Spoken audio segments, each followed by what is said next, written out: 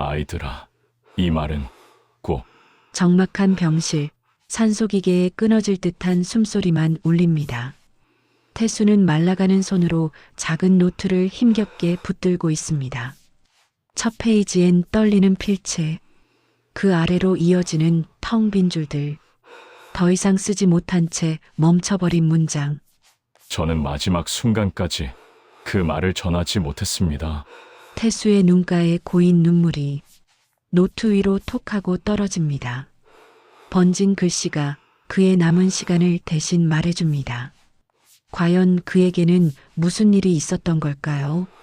지금부터 이야기 시작합니다. 병실은 지독하게 조용했습니다.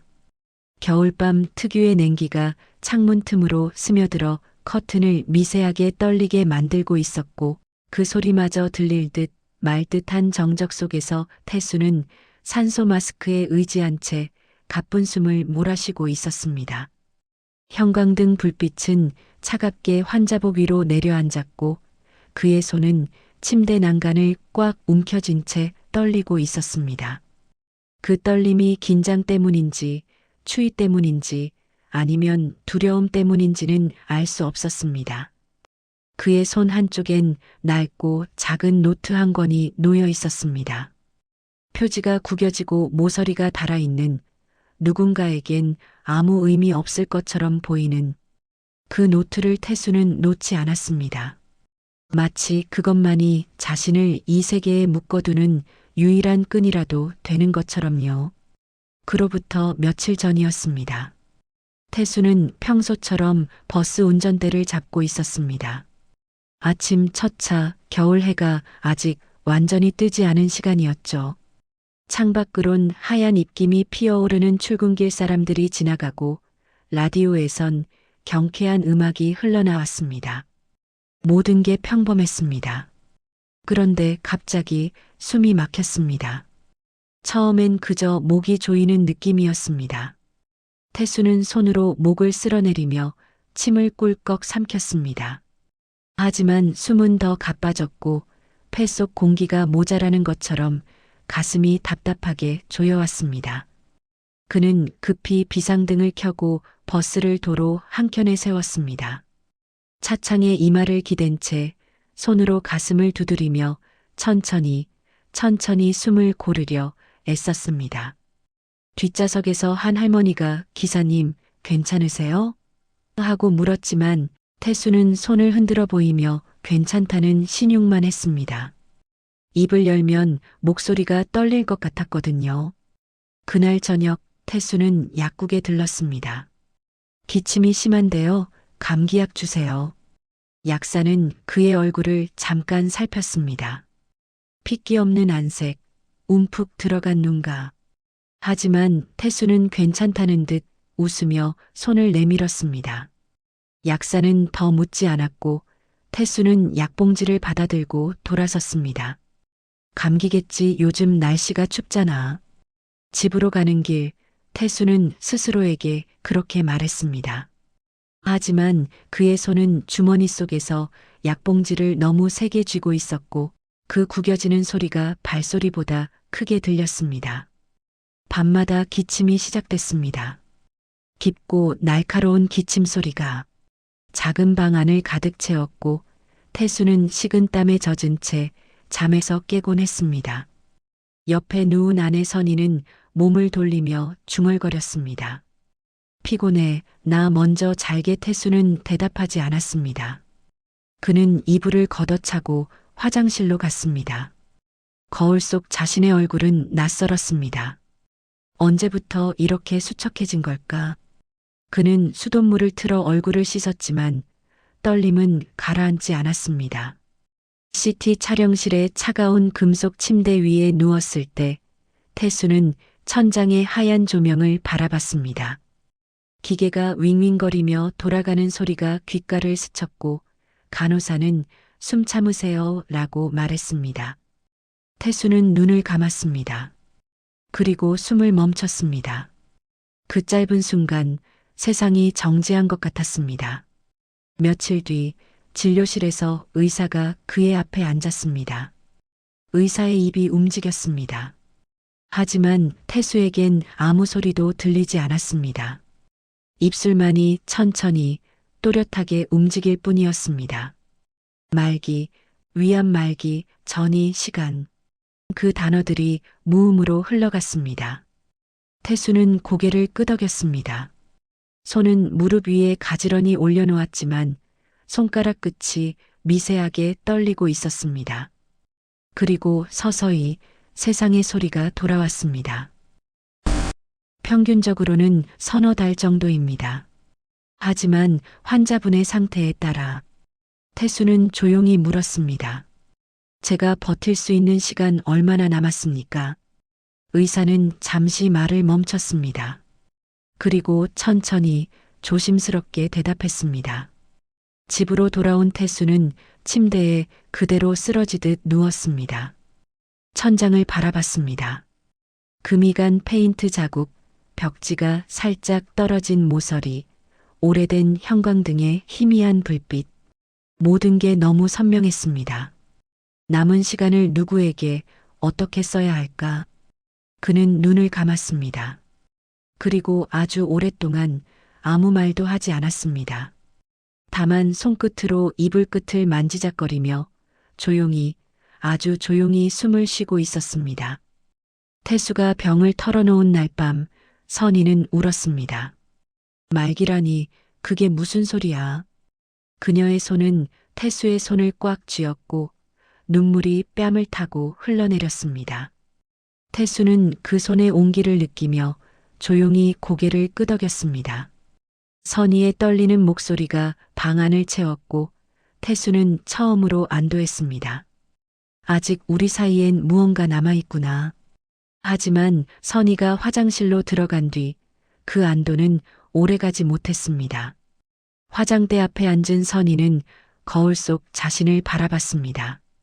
붉게 충혈된 눈, 눈가에 자리 잡은 주름, 입가에 처진 선. 그녀는 손가락 끝으로 눈가를 천천히 눌렀습니다. 그리고 깊은 한숨을 내쉬었습니다. 이렇게 늙어버렸네. 그 말은 누구에게 하는 것도 아니었습니다. 다만 거울 속 자신에게 던진 너무 작고 쓸쓸한 중얼거림이었습니다. 다음 날부터 선희는 계산기를 두드리기 시작했습니다. 식탁 위엔 고지서들이 펼쳐져 있었습니다. 생활비, 대출, 보험, 국가지원금 신청 서류. 선희는 숫자를 하나하나 입력하며 표정이 점차 굳어갔습니다. 입술을 깨물고 눈썹을 찌푸리고 이마에 주름을 새기며 그녀는 숫자와 씨름했습니다. 치료비가 이렇게 많이 들어? 선희의 손가락이 계산기를 두드리는 소리는 날카로웠습니다. 딱, 딱, 딱. 마치 시계 초침 소리처럼 규칙적이고 차가웠습니다. 태수는 거실 소파에 앉아 그 소리를 듣고 있었습니다. 아무 말도 하지 않았습니다. 다만 창밖을 바라보며 손을 꽉 쥐고 있었습니다. 여보, 물 좀 가져다 줄래? 태수가 조심스럽게 물었지만 선희는 고개도 들지 않았습니다. 지금 바빠. 나중에. 목소리엔 날카로움이 섞여 있었습니다. 태수는 천천히 일어나 부엌으로 갔습니다. 컵에 물을 따르는 동안 그의 손은 떨렸습니다. 어느 날 저녁 태수는 우연히 선희의 통화를 엿듣게 됐습니다. 선희는 베란다에 나가 있었고 목소리는 낮지만 또렷했습니다. 태수는 거실 소파에 앉아 숨을 죽였습니다. 영재 소장님, 그건 어떻게 됐어요? 선희의 목소리는 평소와 달랐습니다. 부드럽고 경쾌하고 심지어 웃음기까지 섞여 있었습니다. 태수는 눈을 감았습니다. 네, 저도 그렇게 생각해요. 이번 기회 놓치면 안 되죠. 선희는 웃었습니다. 그 웃음소리가 유리창을 통해 희미하게 들려왔고 태수의 가슴 속 어딘가가 무너져 내렸습니다. 그럼 다음 주에 한 번 더 얘기해요. 네, 저도 기대하고 있어요. 전화가 끊긴 뒤 선희는 베란다 문을 열고 들어왔습니다. 태수와 눈이 마주쳤습니다. 선희는 잠깐 멈칫했지만 곧 무표정한 얼굴로 그를 지나쳤습니다. 누구랑 통화했어? 태수가 물었습니다. 선희는 휴대폰을 화면이 보이지 않게 뒤집으며 대답했습니다. 친구. 그게 전부였습니다. 식탁에서 저녁을 먹던 어느 날 선희가 무심하게 말을 꺼냈습니다. 국가 지원 더 받으려면 이혼이 유리하지 않아? 수저를 들던 태수의 손이 멈췄습니다. 선희는 태연하게 반찬을 집으며 덧붙였습니다. 걱정돼서 알아봤는데 배우자 소득 때문에 지원금이 깎이더라고. 서류상으로만 하면 되잖아. 현명하게 생각해야지. 목소리는 차분했습니다. 마치 저녁 메뉴를 고르듯 날씨를 얘기하듯 담담했습니다. 하지만 태수는 그 말 속에서 무언가 날카로운 것을 느꼈습니다. 그게 그런 식으로 생각할 일인가? 태수가 조심스럽게 말했습니다. 선희는 고개를 들어 그를 바라봤습니다. 그럼 어떻게 생각해야 하는데? 감정으로? 지금 우리한테 필요한 건 돈이야. 현실이라고. 그녀의 눈빛은 차가웠습니다. 태수는 더 이상 말하지 못했습니다. 다만 수저를 내려놓고 식탁을 바라봤습니다. 밥 한 숟가락도 목으로 넘어가지 않았습니다. 태수가 회사 이야기를 꺼내면 선희는 항상 핸드폰 화면을 뒤집었습니다. 오늘 동료가 문병 오겠대. 아, 그래. 나 좀 나가 있을게. 어디 가는데? 그냥 바람 좀 쐬고 올게. 선희는 가방을 들고 현관문을 열었습니다. 태수는 그 뒷모습을 바라봤습니다. 그녀의 걸음은 빨랐고 망설임이 없었습니다. 문이 닫히고 태수는 혼자 남았습니다. 그는 천천히 거울 앞으로 걸어갔습니다. 거울 속 자신은 낯설었습니다. 야위어간 얼굴, 움푹 들어간 눈과 핏기 없는 입술. 언제부터 이렇게 된 걸까? 그는 손으로 얼굴을 쓸어내렸습니다. 아내가 멀어진 건 내가 이렇게 변해서일까? 그는 눈을 감았습니다. 하지만 눈꺼풀 뒤로 떠오르는 건 선희의 차가운 눈빛뿐이었습니다. 그날 저녁 식탁엔 침묵만이 가득했습니다. 밥 씹는 소리, 수저가 그릇에 닿는 소리, 시계 초침 소리. 그것들만이 방 안을 채웠습니다. 태수는 반찬을 집으려 했지만 손이 떨려 제대로 집히지 않았습니다. 선희는 그의 모습을 보지 않았습니다. 그저 자신의 밥그릇만 바라보며 조용히 밥을 먹었습니다. 오늘 날씨 춥더라. 태수가 말을 꺼냈습니다. 선희는 대답하지 않았습니다. 내일은 조금 나아질까? 여전히 대답이 없었습니다. 태수는 수저를 내려놓았습니다. 그리고 창밖을 바라봤습니다. 어둠 속에서 눈이 내리고 있었습니다. 하얗고 조용하고 끝없이 쌓여갔습니다. 우리 이혼하자. 태수가 먼저 말을 꺼냈습니다. 그날 아침 식탁은 평소처럼 조용했습니다. 커피 잔을 들던 선희의 손이 잠깐 멈칫했지만 그게 전부였습니다. 그녀는 천천히 잔을 내려놓고 태수를 바라봤습니다. 놀라움도 망설임도 없는 눈빛이었습니다. 그래, 서로 편해지자. 선희의 목소리는 담담했습니다. 오히려 어딘가 안도한 듯한 표정이었습니다. 입가엔 미세한 웃음 같은 것이 스쳤고 그녀는 곧 고개를 끄덕이며 휴대폰을 집어들었습니다. 서류 정리는 내가 알아서 할게. 복잡하게 할 필요 없잖아. 태수는 아무 말도 하지 않았습니다. 다만 식탁 위에 놓인 자신의 손을 내려다봤습니다. 손등엔 핏줄이 튀어나와 있었고 손가락은 마르고 거칠었습니다. 언제부터 이렇게 늙어버린 걸까? 그날 이후 선희는 바빴습니다. 진명의 이전 서류를 챙기고 적금 해지 신청을 하고 보험 수익자 변경 서류를 작성했습니다. 그녀는 체크리스트를 만들어 하나씩 지워가며 진행했습니다. 태수가 거실에 앉아 있어도 그녀는 한 번도 그를 쳐다보지 않았습니다. 다만 전화기 너머로 누군가와 낮은 목소리로 대화를 나누고 서류를 프린트하고 도장을 찍었습니다. 이거 서명만 해줘. 선희가 서류 뭉치를 태수 앞에 놓았습니다. 태수는 그 서류들을 천천히 넘겨봤습니다. 집, 적금, 보험, 모든 게 선희 앞으로 정리되고 있었습니다. 태수는 펜을 들었습니다. 그리고 한 장 한 장 조용히 서명했습니다. 다 끝났어? 선희가 물었습니다. 태수는 고개를 끄덕였습니다. 선희는 서류를 집어들고 돌아섰습니다. 그 뒷모습은 가벼웠고 발걸음은 경쾌했습니다. 하지만 선희는 몰랐습니다. 태수가 이미 오래전부터 준비해왔다는 걸. 딸 윤서 명의로 묶어둔 전세금, 아들 윤호 교육비 계좌, 그리고 두 아이 앞으로 정리된 보험 수익자 변경 서류. 그 모든 것이 이미 아이들에게로 흘러가 있었다는 걸. 태수는 아무 말도 하지 않았습니다. 다만 창밖을 바라보며 조용히 숨을 쉬었습니다. 이사날 태수는 혼자였습니다. 택배 상자처럼 쌓인 짐들을 트럭에 실으며 그는 한참을 멈춰 섰습니다. 땀이 이마를 타고 흘러내렸고 숨이 가빠졌습니다.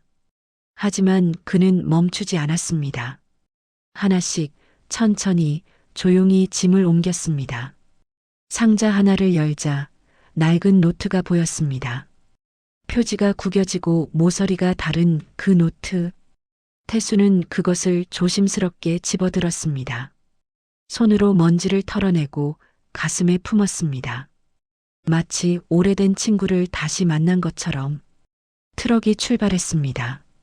태수는 뒷자리에 앉아 창밖을 바라봤습니다. 도시가 멀어지고 건물이 줄어들고 산과 들이 가까워졌습니다. 태수는 눈을 감았습니다. 그리고 작은 노트를 꽉 껴안았습니다. 시골집에 도착한 첫날 밤, 태수는 창가에 앉았습니다. 외풍이 창문 틈으로 스며들어 커튼을 흔들었고 차가운 공기가 방 안을 채웠습니다. 태수는 따뜻한 차를 한 모금 마셨습니다. 입술에 닿는 온기가 목을 타고 가슴속으로 내려갔습니다. 그는 오래 숨을 고르며 찻잔을 두 손으로 감싸 쥐었습니다. 밖에선 벌레 소리가 들렸습니다. 바람 소리, 나뭇잎 흔들리는 소리, 먼 곳에서 개 짖는 소리. 도시에선 들을 수 없던 소리들이었습니다. 태수는 그 소리를 들으며 눈을 감았습니다. 조용하구나. 그렇게 중얼거리고 그는 다시 차를 한 모금 마셨습니다. 다음 날 아침 동네 할머니가 찾아왔습니다. 혼자 내려오셨어요? 할머니는 호박 몇 개를 들고 문 앞에 서 있었습니다. 태수는 잠깐 망설였지만 곧 잔잔하게 웃으며 대답했습니다. 네, 잠시 쉬러요. 할머니는 고개를 끄덕였습니다. 더 이상 묻지 않았습니다. 다만 호박을 문 앞에 놓고 따뜻하게 웃으며 돌아갔습니다. 태수는 그 뒷모습을 오래 바라봤습니다. 그리고 호박을 들고 부엌으로 들어갔습니다. 병세는 나빠졌습니다. 기침이 잦아졌고 숨이 더 가빠졌습니다. 하지만 태수는 마당에 나가 꽃씨를 심었습니다. 흙을 파고 씨앗을 뿌리고 물을 주었습니다. 손은 떨렸지만 멈추지 않았습니다. 아이들 오면 이 꽃 보여줘야지. 태수는 혼잣말처럼 중얼거렸습니다. 그리고 한참을 쪼그려 앉아 꽃씨를 내려다봤습니다. 작고 보잘것없고 연약한 씨앗. 하지만 그 안엔 생명이 숨쉬고 있었습니다. 태수는 손으로 흙을 덮어주었습니다. 조심스럽게, 부드럽게, 마치 아이를 재우듯. 밤이 되면 태수는 노트를 꺼냈습니다. 작은 스탠드 불빛 아래 그는 펜을 들고 몇 줄씩 글을 적었습니다. 손글씨는 떨렸지만 한 글자 한 글자 정성스럽게 썼습니다. 윤서야, 내가 좋아하던 그 노래 기억나니? 윤호야, 아빠가 미안하구나. 그는 쓰다 멈췄습니다. 그리고 창밖을 바라봤습니다. 어둠 속에서 별이 반짝였습니다. 태수는 다시 노트로 고개를 돌렸습니다. 그리고 천천히 조용히 글을 이어갔습니다. 밤은 깊어갔고 태수는 멈추지 않았습니다. 다만 가끔씩 기침이 나올 때마다 손으로 입을 막고 숨을 고르고 다시 펜을 들었습니다. 모델하우스는 눈부셨습니다. 천장에서 쏟아지는 조명, 반짝이는 대리석 바닥, 넓은 창으로 들어오는 햇살. 선희는 그 한가운데 서서 거울을 바라봤습니다. 거울 속 자신은 낯설게 느껴졌습니다. 화려한 조명 아래에서 주름은 흐릿해 보였고 피부는 환하게 빛났습니다. 내가 이렇게 젊어 보였나? 선희는 손으로 머리를 쓸어 올렸습니다. 옆에 선 영재가 웃으며 말했습니다. 여기 어때요? 당신한테 딱 어울리는 곳 같은데. 선희는 고개를 끄덕였습니다. 마음 한편이 두근거렸습니다. 이 공간, 이 빛, 이 모든 게 자신의 것이 될 수 있다는 상상. 그 상상만으로도 숨이 가빠졌습니다. 영재는 태블릿을 꺼내 엑셀 파일을 열었습니다. 숫자들이 화면에 빼곡하게 채워졌습니다. 보세요. 퇴직금이랑 집 처분 대금 합치면 초기 투자금은 충분합니다. 여기 수익률 계산 다 나와 있어요. 선희는 화면을 들여다봤습니다. 숫자들이 선명하게 보였습니다. 투자금, 예상 수익, 배당률. 그 숫자들이 그녀의 눈을 사로잡았습니다. 곧 수익률 78% 됩니다. 이런 기회 자주 오는 거 아니에요. 영재의 목소리는 부드러웠습니다. 선희는 입술을 깨물었습니다. 그리고 천천히 고개를 끄덕였습니다. 서류 주세요. 영재가 웃으며 서류를 꺼냈습니다. 선희는 떨리는 손으로 펜을 들었습니다. 손끝이 미세하게 떨렸지만 그녀는 멈추지 않았습니다. 한 장, 두 장, 서명이 이어졌습니다. 마지막 장에 서명을 마치고 선희는 펜을 내려놓았습니다. 드디어 그녀는 작게 숨을 내쉬었습니다. 처음 몇 달은 달콤했습니다. 계좌에 배당금이 찍혔습니다. 소액이었지만 선희는 그 숫자를 하루에도 몇 번씩 확인했습니다. 휴대폰 화면을 켤 때마다 입가엔 미소가 번졌습니다. 어느 날 저녁 영재가 와인을 가져왔습니다.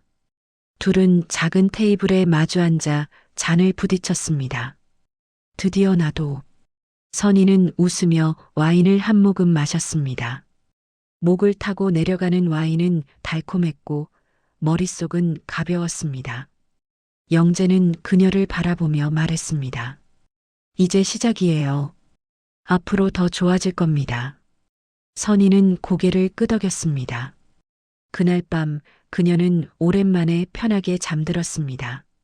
하지만 그 달콤함은 오래가지 못했습니다. 갑작스러운 뉴스가 터졌습니다.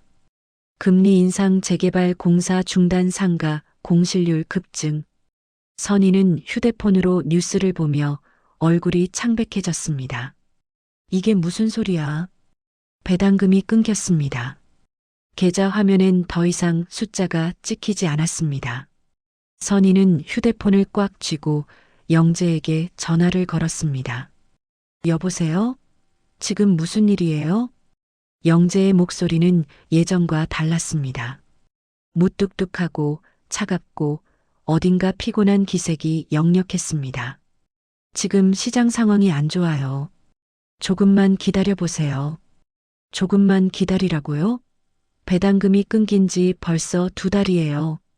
선희의 목소리는 떨렸습니다. 하지만 영재는 짧게 대답했습니다. 알았어요. 나중에 다시 연락드릴게요. 전화가 끊겼습니다. 선희는 휴대폰을 내려다봤습니다.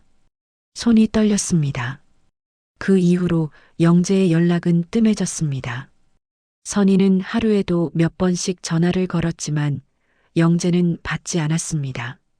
문자를 보내도 답이 없었습니다. 그리고 어느 날부터 선희의 휴대폰에 은행 문자가 쏟아지기 시작했습니다. 대출 상환 기일이 임박했습니다. 연체료가 발생했습니다. 즉시 납부 바랍니다. 하루에도 수십 건. 선희는 휴대폰을 보며 숨이 막혔습니다. 손으로 이마를 짚고 눈을 감았습니다. 이럴 리가 없는데. 그녀는 다시 영재에게 전화를 걸었습니다. 신호음이 울렸습니다. 그리고 고객님이 거신 전화는 없는 번호입니다. 기계음이 차갑게 울려 퍼졌습니다. 선희는 휴대폰을 귀에서 떼어냈습니다. 손이 떨렸습니다. 다리에 힘이 풀렸습니다. 그녀는 그대로 바닥에 주저앉았습니다. 휴대폰이 손에서 떨어져 바닥에 떨어졌고 화면이 깨졌습니다. 선희는 무릎을 꿇은 채 고개를 숙였습니다. 어깨가 떨렸고 숨소리는 거칠어졌습니다. 어떻게 이럴 수가. 그녀는 눈물을 흘리지 않았습니다. 다만 텅 빈 눈으로 바닥을 응시했습니다. 그날 밤 선희는 화장대 앞에 앉았습니다. 거울 속 자신을 바라봤습니다. 모델하우스에서 보던 그 얼굴은 어디에도 없었습니다. 눈가엔 깊은 주름이 패였고 입가는 처졌고 피부는 푸석했습니다. 선희는 손으로 얼굴을 쓸어내렸습니다. 그리고 중얼거렸습니다. 뭐가 잘못된 거지? 목소리는 떨렸습니다. 하지만 아무도 대답하지 않았습니다. 거울 속 자신만이 그녀를 바라볼 뿐이었습니다. 선희는 고개를 떨구었습니다. 그리고 오랫동안 움직이지 않았습니다. 밤은 깊어갔고 화장대 위 스탠드 불빛만이 조용히 그녀를 비추고 있었습니다. 병실은 고요했습니다. 창밖으론 눈이 내리고 있었고 하얀 눈송이들이 유리창에 부딪혀 스르르 녹아내렸습니다. 태수는 산소 마스크 너머로 가쁜 숨을 몰아쉬며 떨리는 손으로 손주 사진을 눈앞에 가까이 들어 올렸습니다. 사진 속엔 두 아이가 웃고 있었습니다. 윤서의 환한 미소, 윤호의 장난스러운 표정. 태수는 그 얼굴들을 한참 바라봤습니다. 손가락 끝으로 사진을 쓰다듬으며 입술을 떨었습니다. 미안하구나 목소리는 나오지 않았습니다. 다만 입술만이 천천히 움직였을 뿐입니다. 태수는 눈을 감았습니다. 그리고 사진을 가슴에 꽉 안았습니다. 산소 마스크 안으로 흰 김이 서렸다가 사라지기를 반복했습니다. 그 리듬이 점점 느려지고 약해지고 결국 멈췄습니다. 장례식장은 조용했습니다. 영정사진 속 태수는 잔잔하게 웃고 있었습니다. 그 앞에 선 윤서와 윤호는 고개를 숙인 채 눈물을 흘렸습니다. 아빠는 우리한테 끝까지 말씀 안 하셨지. 윤서의 목소리는 떨렸습니다.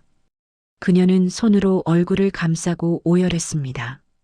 윤호는 누나의 어깨를 감싸 안으며 자신도 참았던 눈물을 쏟아냈습니다. 우리가 너무 늦게 알았네. 윤호의 목소리는 갈라졌습니다. 두 남매는 서로를 껴안은 채 한참을 울었습니다. 조문객들은 멀찍이 서서 그들을 바라봤고 아무도 말을 걸지 못했습니다. 장례식이 끝난 후 변호사가 찾아왔습니다. 그는 낡은 서류 봉투를 꺼내며 말했습니다. 고인께서 남기신 유언장입니다. 윤서와 윤호는 서로를 바라봤습니다. 변호사는 천천히 봉투를 열고 서류를 펼쳤습니다. 그리고 읽기 시작했습니다. 시골 주택 및 토지 일체, 전세금 계좌, 교육비 계좌 전액을 윤서, 윤호에게 전달합니다. 윤서의 손이 떨렸습니다. 윤호는 눈을 크게 떴습니다. 변호사는 계속 읽어 내려갔습니다. 아이들에게 부담을 주고 싶지 않았습니다. 이 모든 것은 너희들이 자유롭게 사용하길 바란다. 윤서가 손으로 입을 막았습니다. 눈물이 다시 흘러내렸습니다. 아버지가 이걸 다 혼자 준비하신 거야? 윤호는 서류를 받아들었습니다. 손이 떨려 제대로 잡히지 않았습니다. 그는 눈물을 닦으며 중얼거렸습니다. 우리한테 한 번도 말씀 안 하셨잖아. 변호사는 잠시 침묵했습니다. 그리고 조용히 덧붙였습니다. 유 원장 어디에도 배우자의 이름은 없습니다. 고인께서 모든 걸 두 분께만 남기셨습니다.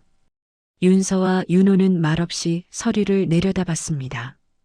그 안엔 아버지의 손글씨가 빼곡하게 적혀 있었습니다.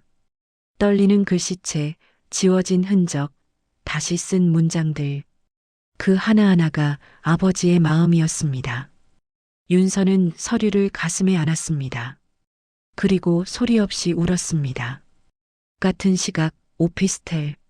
선희는 바닥에 주저앉아 있었습니다. 손엔 채무 고지서가 쥐어져 있었고 그 숫자들은 너무 커서 현실처럼 느껴지지 않았습니다. 그녀는 종이를 구겨 던졌습니다. 하지만 곧 다시 주워 펼쳤습니다. 숫자는 변하지 않았습니다. 선희는 고개를 들어 텅 빈 방 안을 둘러봤습니다. 아무것도 없었습니다. 가구도 사람도 희망도 갈 곳도 기댈 사람도 없어. 그녀는 중얼거렸습니다. 목소리는 공허하게 울렸습니다. 아무도 대답하지 않았습니다. 다음 날 선희는 길을 걷고 있었습니다. 발걸음은 느렸고 고개는 숙여져 있었습니다. 하늘은 흐렸고 바람은 차가웠습니다. 그때 노란 버스 한 대가 지나갔습니다. 선희는 발을 멈췄습니다. 버스는 천천히 조용히 그녀 옆을 스쳐 지나갔습니다. 그 순간 버스 유리창에 자신의 얼굴이 비쳤습니다. 수척하고 초라하고 지친 얼굴. 선희는 숨이 턱 막혔습니다. 손이 떨렸습니다. 입술이 떨렸습니다. 내가 버린 건 사람이었구나. 버스는 멀어졌고 선희는 그 자리에 얼어붙은 듯 서 있었습니다. 살다 보면 가장 소중한 마음은 우리가 너무 늦게야 알아차릴 때가 많습니다. 태수 씨의 마지막 선택도 누군가를 향한 조용한 사랑이었지요. 우리의 인생도 결국 지켜야 할 사람들과의 마음으로 이어져 있습니다. 이야기가 마음에 닿으셨다면 구독과 좋아요, 그리고 여러분의 따뜻한 댓글 남겨주세요. 누군가의 삶을 위로합니다.